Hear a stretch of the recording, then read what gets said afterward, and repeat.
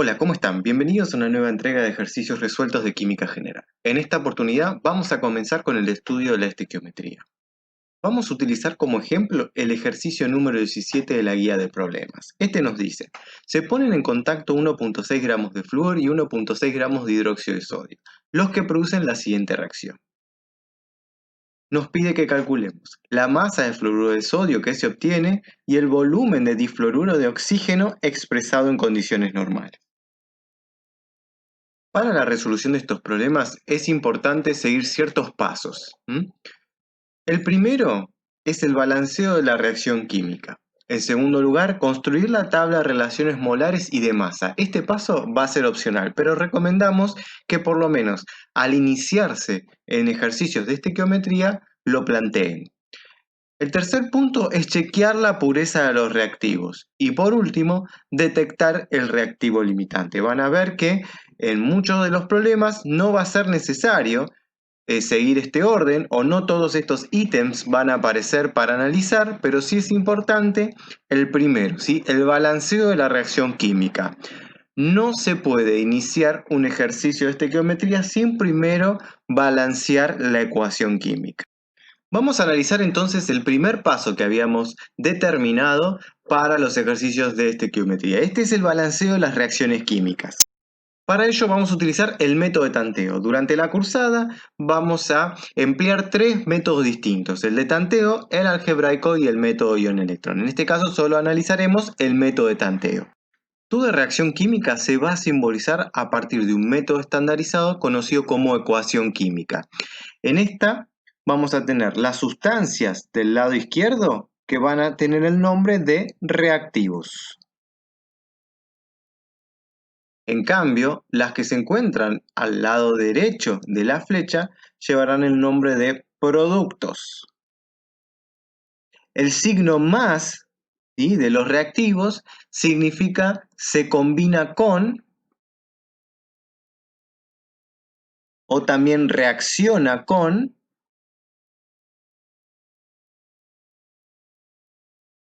¿sí?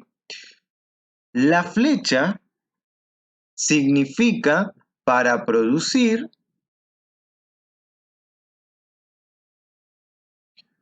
Y es importante también que tengan en cuenta que la flecha nos está indicando el sentido en el que va a ocurrir la reacción química. En este caso va a ser del lado izquierdo, o sea, desde los reactivos hacia los productos que se van a ubicar en el lado derecho. Entonces, ¿cómo leemos esto? Podemos decir, en principio, que el flúor va a reaccionar con, o se va a combinar con el hidróxido de sodio para generar difluoruro de oxígeno, fluoruro de sodio y agua. Fíjense que acá entre paréntesis lo que va a aparecer es el estado de agregación en el que se encuentra la sustancia, ya sea del producto o de los reactivos. Este estado de agregación, la G simboliza estado gaseoso, AC estado acuoso, también lo van a ver simbolizado como una AQ, ¿sí? L, en el caso del agua, estado líquido, y también podría aparecer, que no es el caso en esta ecuación, una S que significa estado sólido. Es muy habitual que en los sistemas de ecuaciones químicas se utilice o se indique el estado de agregación tanto de los reactivos como de los productos. Este método de balanceo se conoce como método de tanteo justamente porque no tiene una técnica descripta o un solo camino, sino que lo que uno va a hacer es balancear los distintos átomos para tener el mismo número del lado izquierdo que del lado derecho, de manera tal de satisfacer la ley de conservación de la masa. ¿Cómo hacemos para balancear? Bueno, lo que vamos a generar es números enteros en lo posible delante de cada una de las sustancias que van a modificar a la sustancia que tienen por detrás. Es importante que tengan en cuenta que estos subíndices, que sería la atomicidad, que da cuenta de la fórmula específica de cada sustancia, no puede modificarse. Esa relación se mantiene estable porque es lo que identifica a la sustancia que estamos analizando. ¿Cómo podemos empezar a balancear los distintos átomos que tenemos en esta ecuación? Bueno, en principio lo que tenemos que buscar son aquellos átomos que se encuentran una sola vez en tanto los reactivos como los productos. Si vemos, tenemos por ejemplo el caso del sodio, que se encuentra en un solo reactivo una sola vez, y del lado derecho se encuentra en un solo producto una sola vez. Como acá tenemos relación 1 a 1, evidentemente, en principio y por ahora, no vamos a generar ninguna modificación. Tengo un sodio del lado izquierdo, tengo un sodio del lado derecho. El otro átomo que también se encuentra en una sustancia de los reactivos y en una sustancia de los productos es el hidrógeno. Tenemos dos hidrógenos del lado derecho y un hidrógeno del lado izquierdo. Para poder balancear esta deficiencia de hidrógeno del lado izquierdo, lo que vamos a hacer es agregar un coeficiente estequiométrico que me permita alcanzar la misma cantidad de átomos de hidrógeno de un lado que del otro. Agregamos un 2. Fíjense que ahora este 2 es importante tener en cuenta que aplica no solo para el hidrógeno, sino también para todos los átomos que se encuentran en la fórmula. Entonces, si analizamos el número de átomos que tenemos del lado izquierdo, vamos a observar, por un lado, la presencia de dos sodios. A su vez tenemos dos oxígenos y dos hidrógenos, ¿sí? Acuérdense, fundamental, el número, este coeficiente estequiométrico va a afectar a todos los elementos de la fórmula que precede. Bien, al haber agregado un 2 delante del hidróxido de sodio, cambiamos esa igualdad que habíamos visto al principio, que teníamos un sodio del lado izquierdo y un sodio del lado derecho. Bueno, en este caso tenemos 2 del lado izquierdo. Para compensar la cantidad de sodios del lado derecho, también vamos a agregar un 2. ¿Sí? Ahora, este 2 que agregamos no solo va a afectar al sodio, sino que también lo va a hacer con el flúor. Si colocamos la cantidad de átomos que tenemos del lado derecho, vamos a ver 2 sodio. Si chequeamos ahora los oxígenos, vamos a ver que tenemos uno en el caso del difluoruro de oxígeno y otro en el caso del agua, o sea, 2. Fíjense cómo hasta ahora vamos teniendo, ¿sí?, del lado izquierdo y del lado derecho el mismo número de átomos. Posteriormente analizamos los hidrógenos. Tenemos dos hidrógenos del lado izquierdo y vamos a observar dos hidrógenos del lado derecho. Fíjense cómo hasta ahora tenemos balanceado el sodio, el oxígeno y el hidrógeno. ¿Qué pasa con el flúor? Si analizamos el caso del flúor, del lado derecho tenemos 2 flúor más 2, en este caso por el coeficiente que agregamos para balancear el sodio, vamos a tener 4 flúor en total. Del lado izquierdo solo tenemos 2. ¿Cómo podemos compensar esto? Agregando otro coeficiente estequiométrico. De esta manera vamos a alcanzar entonces también los 4 flúor, tanto del lado izquierdo como del lado derecho. Este es el método de tanteo, ¿sí? Me permite balancear el número de átomos que tengo a ambos lados de una ecuación química. Es el único paso de todo lo que estuvimos viendo que no se pueden olvidar, porque a partir de esto se realizan todos los cálculos posteriores. Para la construcción de la tabla vamos a necesitar de la ecuación química balanceada que lo hicimos en el paso previo. Ahora lo que haremos es justamente ir completando los datos que me pide cada uno de estos ítems de la tabla. Por un lado, fíjense que lo primero que aparece es relaciones molares. Acá lo que vamos a escribir es el número de moles de cada uno de los reactivos y de los productos. Tengan en cuenta que cuando no aparece un coeficiente estequiométrico delante de una sustancia, queda implícito que tiene un número 1. Entonces, este 2 y este 1 que estamos poniendo también se pueden leer en forma de moles. 2 moles de fluoruro reaccionan con o se combinan con 2 moles de hidróxido de sodio para generar un mol de difluoruro de oxígeno 2 moles de fluoruro de sodio y 1 mol de agua. Bien, completemos ahora entonces la tabla. En este caso, ¿sí?, cada una de las relaciones molares va a coincidir con el coeficiente estequiométrico que hayamos colocado en el balanceo. Entonces vamos a tener, en el caso del flúor, un 2 de 2 moles. En el caso del hidróxido también un 2. En el caso del difluoruro de oxígeno, un solo mol. En el fluoruro de sodio, 2 moles. Y en el agua, 1 mol. Ahí establecimos entonces las relaciones molares. ¿Cómo hacemos para calcular las relaciones de masa? ¿Se acuerdan que el número de moles era igual a qué? A la masa sobre la masa molar. Entonces, si tenemos el número de moles, que coincide con los coeficientes estequiométricos, y la masa molar, que la podemos obtener de tabla, vamos a despejar esta fórmula y generar la masa que tenemos de cada una de las sustancias que participan en la ecuación. Hagamos el ejemplo para el caso del flúor gaseoso. Nosotros entonces habíamos dicho que el número de moles es igual a la masa sobre la masa molar. La masa molar del flúor, ¿sí?, molecular, que fíjense que es diatómico, la vamos a obtener a partir de los datos de la tabla. En el caso del flúor, esto va a ser igual a 19 gramos mol por 2, porque tengo 2 átomos de flúor. Entonces esto me va a dar 38 gramos mol. Esta es la masa de 1 mol de flúor gaseoso, pero yo no tengo un mol. Habíamos visto que el coeficiente estequiométrico era de 2. Entonces, a su vez, tengo que multiplicar esto y decir, bueno, 2 por estos 38 gramos mol me da un total de 76 gramos. ¿Sí? Acuérdense que tenemos 2 moles, no 1. Lo mismo vamos a hacer con el hidróxido de sodio, con el difluoruro de oxígeno, el fluoruro de sodio y el agua.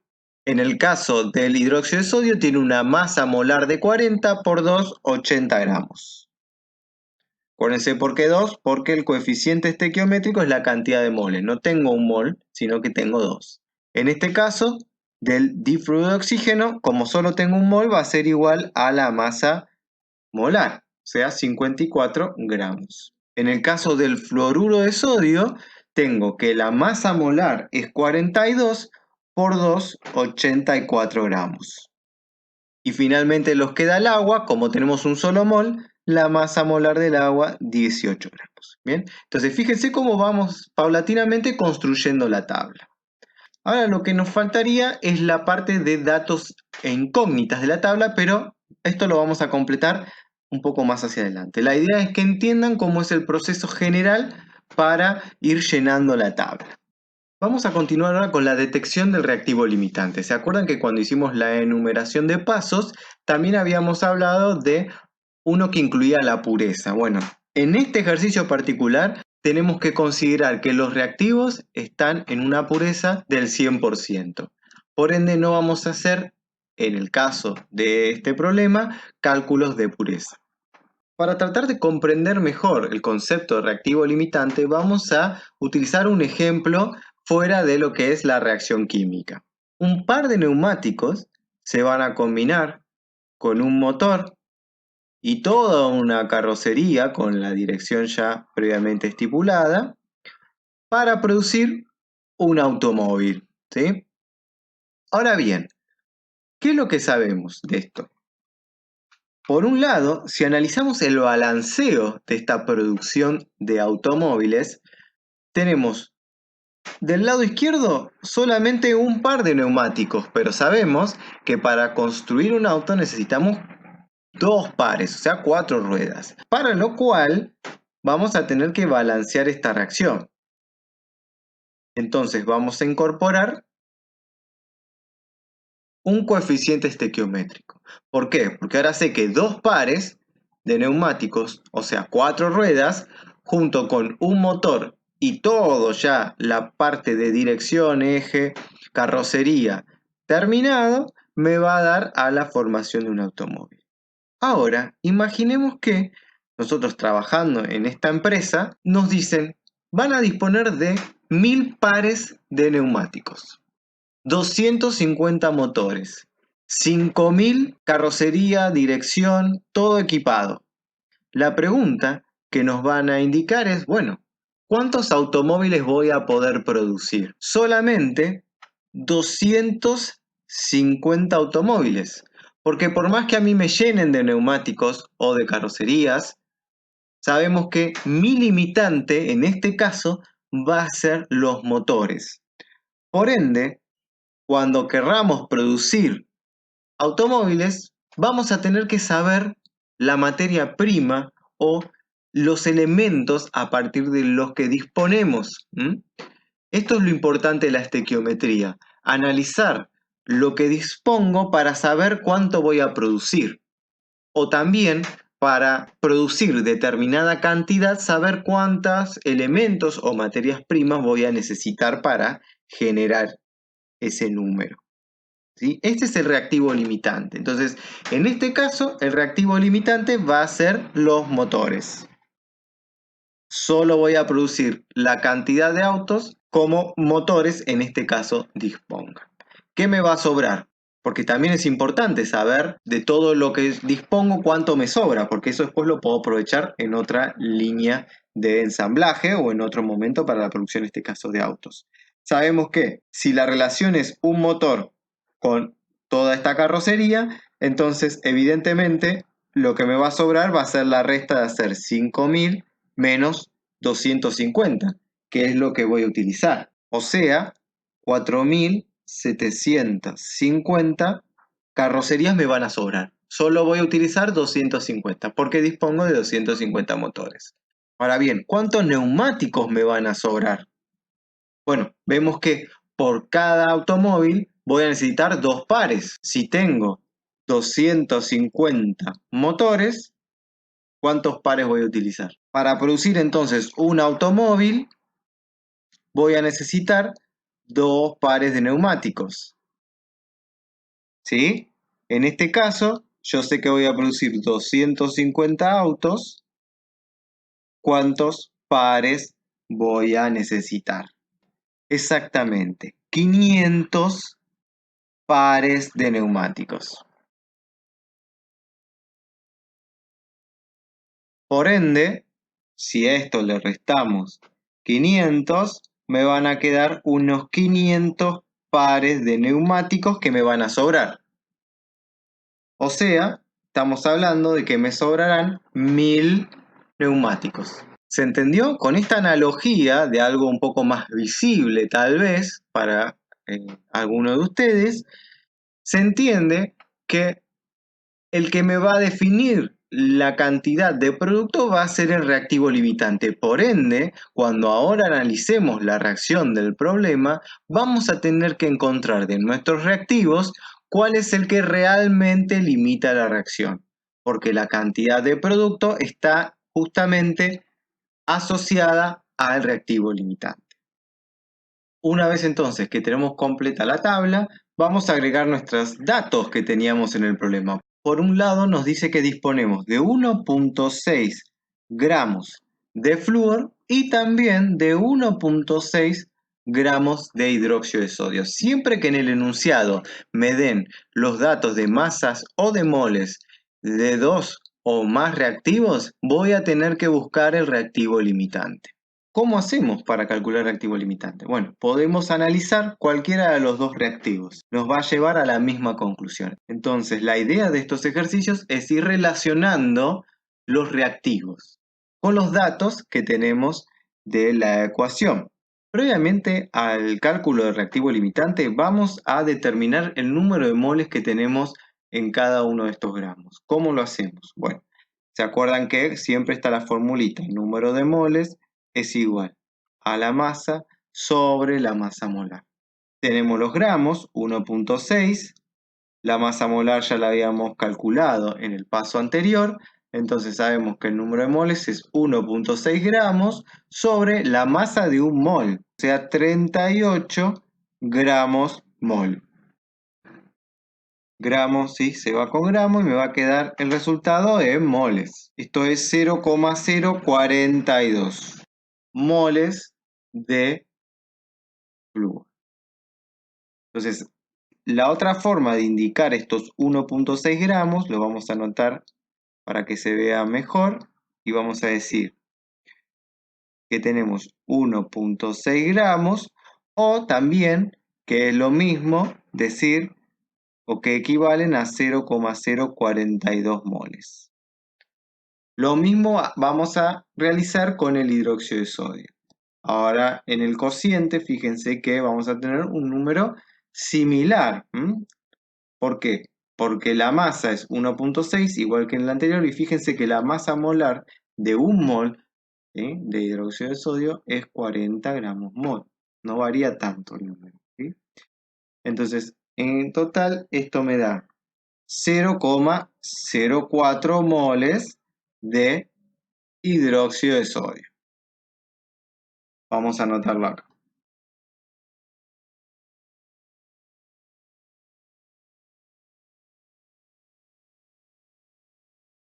Escribirlo mejor, 1.6 gramos de hidróxido de sodio que equivalen a 0,04 moles de dicha sustancia. Fíjense que al obtener el número de moles es muy sencillo, en este caso, en principio, determinar sin ningún tipo de cálculo cuál de los dos reactivos es el limitante.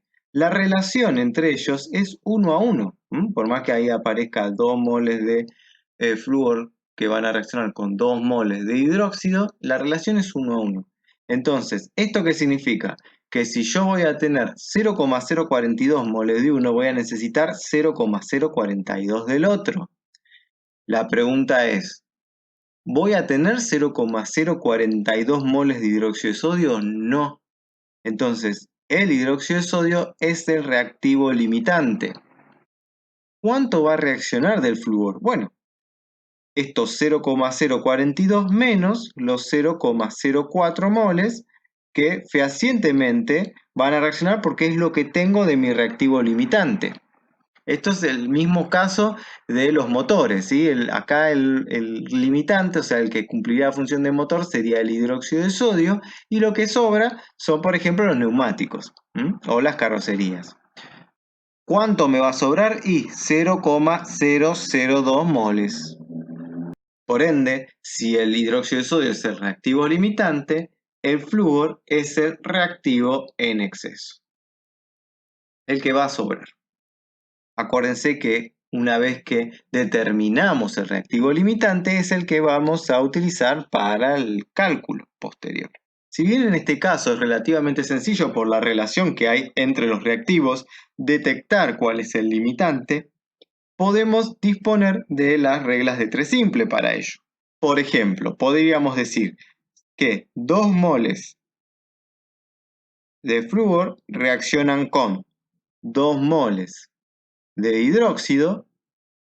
Si yo tengo 0,042 moles de flúor, ¿cuánto necesitaría de hidróxido? Obviamente que me va a decir que voy a necesitar 0,042 moles de hidróxido. Esto que obtuve acá es lo que necesito. Vamos a anotarlo. Es lo que necesito. ¿Para qué? Para que reaccione todo el flúor. Ahora, me voy al dato y me fijo y digo, bueno, en los datos que tengo, ¿cuál es la cantidad de hidróxido? 0,04 moles. Tengo menos de lo que necesito. Por ende, el hidróxido de sodio va a ser el reactivo limitante. ¿Sí? Vamos a anotar.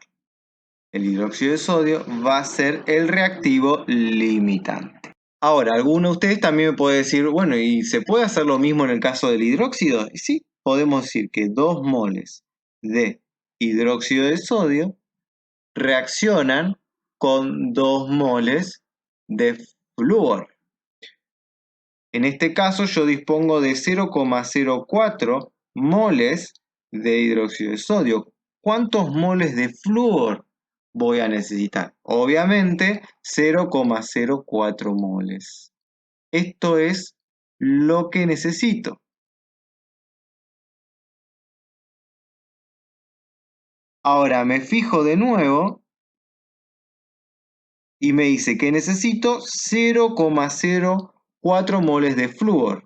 Si seguimos la flecha, vemos ahí la cantidad que teníamos, 0,042. ¿Qué significa? Que tengo más, esto acuérdense que es lo que tengo, ¿m? Tengo más de lo que necesito. Por ende, el flúor es el reactivo en exceso. Fíjense cómo, siguiendo cualquiera de las dos reglas de tres simple, en este caso, pudimos llegar a la misma conclusión, que el que va a limitar es el hidróxido de sodio. Bien, entonces pasamos ahora a calcular la masa de fluoruro de sodio que se obtiene. Tenemos, otra vez, acuérdense, la ecuación balanceada, la tabla, que vamos a completar, que ya lo hicimos previamente, 2 moles, 2 moles, 1 mol, 2 moles de fluoruro de sodio y 1 mol de agua. Con respecto a las relaciones de masa, habíamos dicho que acá teníamos 76 gramos, 80 gramos, 54 gramos, 84 gramos y por último los 18 gramos del agua. También habíamos obtenido 0,042 moles de flúor y 0,04 moles de hidróxido de sodio. Habíamos determinado que el hidróxido de sodio es el reactivo limitante. Por ende, ahora para los cálculos solo vamos a utilizar este reactivo. Nos olvidamos del flúor. Y también, por regla de tres simple, vamos a relacionar reactivos con productos. Siempre la primera parte de la regla de tres simple relaciona cantidades estequiométricas, ¿sí? Y la segunda parte relaciona los datos o incógnita, en este caso los 0,04 moles. Eso que marqué son los números que vamos a utilizar para nuestra regla de tres. Algunos tal vez ya se hayan dado cuenta de cuál va a ser la cantidad de moles, ¿sí? Estamos hablando en este caso de fluoruro de sodio que se van a generar. ¿Por qué? Fíjense otra vez lo mismo. La relación se mantiene. Entonces, si se van a gastar 2 moles de hidróxido, se van a generar 2 moles de fluoruro de sodio. Si se van a gastar, como en nuestro caso del problema, 0,04 moles de hidróxido de sodio, quiere decir que se van a producir también 0,04 moles de fluoruro de sodio. Pero bueno, vamos a hacer los cálculos con la regla de tres simple como para que lo puedan aplicar en los casos en donde no sea tan evidente. ¿Qué sabemos? Dijimos, la primera parte de la regla de tres simple involucra las relaciones o molares o de masas. En este caso vamos a hacer las relaciones molares. Entonces decimos que 2 moles de hidróxido de sodio van a producir 2 moles de fluoruro de sodio. Pero yo no tengo 2 moles de hidróxido, tengo 0,04. Entonces 0,04 moles de hidróxido, ¿cuántos moles de fluoruro de sodio se van a producir? Y esto es lo que les había indicado anteriormente, ¿no? 0,04 moles de fluoruro de sodio porque la relación es la misma. Ahora bien, ¿acá se termina el problema? No, porque me preguntan la masa. Entonces fíjense cómo yo también podría haber hecho otra regla de tres simple para que me dé directamente el cálculo. Vamos a arreglar un poco, vamos a borrar acá y acá. Y fíjense que ahora lo que vamos a relacionar para hacer el cálculo de esta regla de 3 es los moles de hidróxido de sodio, pero en vez de relacionarlo con los moles del fluoruro, lo vamos a hacer con los gramos, o sea, la masa del fluoruro de sodio. ¿Por qué? Porque me piden que el resultado esté en gramos, en masa. Entonces ya directamente con una regla de tres simple puedo obtener el valor. Acuérdense que siempre la primera parte de la regla de tres simple se pueden utilizar tanto las relaciones molares como las relaciones de masa, porque todas parten del balanceo inicial. Entonces yo puedo mezclar moles, ¿sí?, del reactivo con masa del producto. ¿Cómo me quedaría esta segunda regla de 3 simple? Fíjense, tenemos 2 moles de hidróxido de sodio que van a producir 84 gramos de fluoruro de sodio. Y acuérdense que ahora en la segunda parte de la regla de 3 simple agregamos la incógnita. 0,04 moles de hidróxido, ¿cuántos gramos de fluoruro de sodio se va a generar? 1,68 gramos de fluoruro de sodio. Esto es lo que se va a producir con la cantidad de hidróxido de sodio que disponemos. ¿Sí? Perfecto. En este segundo paso nos indica calcular el volumen de difluoruro de oxígeno expresado en condiciones normales. Fíjense cómo en un mismo ejercicio de estequiometría mezclamos también los conceptos de gases. ¿Se acuerdan que cuando mencionaba las condiciones normales de presión y temperatura estábamos haciendo referencia a una atmósfera de presión y a 0 grados Celsius de temperatura, que es lo mismo decir 273 Kelvin? ¿Sí? Bien. Entonces, lo que nos está pidiendo es ese volumen expresado en condiciones normales. Bueno, este cálculo puede ser más sencillo de lo que parece.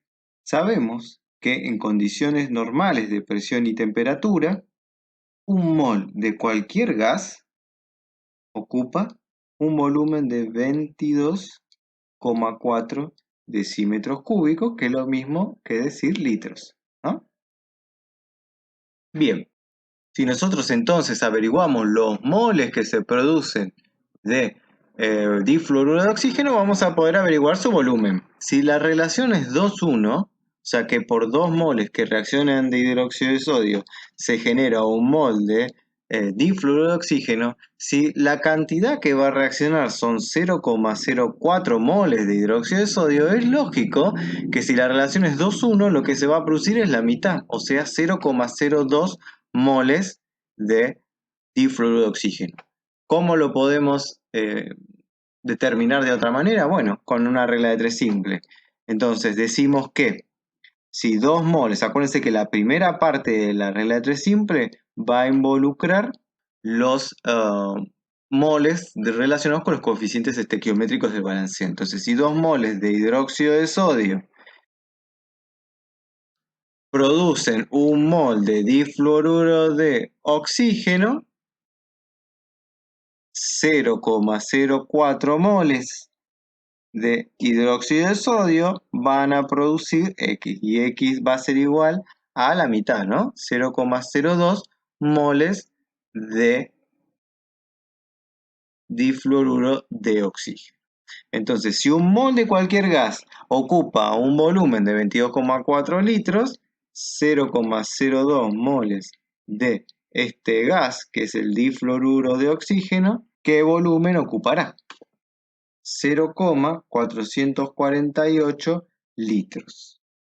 O lo que es lo mismo de decir 448 centímetros cúbicos o mililitros. ¿Mm? Vamos, esa sería entonces la respuesta del volumen de difluoruro de oxígeno expresado en condiciones normales. Para aquellos que se quedaron hasta el final del video, vamos a agregar un bonus, ¿sí? Un truco para poder determinar el reactivo limitante sin regla de 3 simple y de una manera mucho más sencilla. ¿Cómo hacemos? Bueno, lo que sí, esta regla va a implicar que determinemos siempre los moles de los reactivos del enunciado, o sea, no podemos trabajar en gramos. Vamos entonces a determinar un cociente que va a estar dado por el número de moles del enunciado sobre el número de moles estequiométricos, o sea, los del balanceo. Vamos a poner acá los del balanceo. Aquella relación que dé menor va a indicar el reactivo limitante. O sea, esto lo voy a aplicar en todos los reactivos, de los cuales dispongo datos. vamos a tener entonces el número de moles del enunciado del hidróxido con el número de moles estequiométricos del hidróxido y lo vamos a comparar con la relación que va a surgir también del número de moles del flúor sobre el número de moles del balanceo también del flúor. ¿Mm? Fijémonos entonces ahora cómo nos dan las distintas relaciones. Números de moles del enunciado de hidróxido de sodio 0,04 moles sobre el número estequiométrico 2 moles. Lo mismo vamos a hacer en el caso del flúor. Tenemos 0,042 moles de flúor del enunciado sobre 2 moles que son los del balanceo. Veamos ahora cuál de estos dos cocientes nos da menor. El primer cociente nos da 0,02 y el segundo cociente 0,021. Aquel cociente de menor valor es el que me está indicando el reactivo limitante. Esta es una forma mucho más rápida y sencilla para poder determinarlo. Ahora, esto no implica que ustedes no deban justificar el reactivo limitante a través de las reglas de tres simple o proporciones que requieran, ¿sí? Esto es una forma, si quieren, para chequear o comprobar que han elegido el reactivo limitante en el caso que el problema indique que justifique por qué tal reactivo es el que eligió como limitante. ¿Vamos? Pero está bueno como para que puedan rápidamente divisar el reactivo limitante y después, si quieren en todo caso, explicarlo a través de las reglas de tres. Bueno, espero que se haya entendido. Cualquier cosa nos consultan. Muchas gracias por su atención.